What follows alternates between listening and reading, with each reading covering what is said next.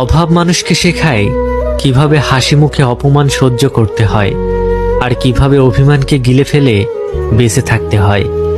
আজকাল সম্পর্ক গড়ে ওঠে পকেটের ওজন দেখে, মন দেখে নয়।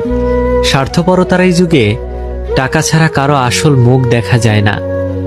অর্থ দিয়ে নিজের অবস্থান পরিবর্তন করা গেলেও নোংরা স্বভাবটা কখনো পরিবর্তন করা যায় না। পৃথিবীতে সবচেয়ে উপেক্ষিত মানুষ সেই যার কাছে টাকা নেই।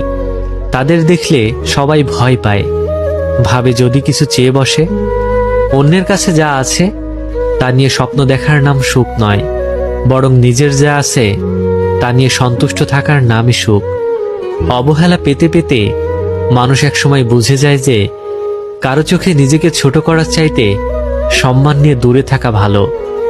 মানুষকে বিশ্বাস করে দেখেছি, আর ততবারই ঠকেছি। মানুষকে ঠকানো সহজ, কিন্তু ঠকিয়ে যা পাবেন তা হজম করা কঠিন। ধাক্কা খেলে একটা জিনিস ভালোই শেখা যায়, কার সাথে জুড়ে থাকতে হয় আর কার থেকে দূরে।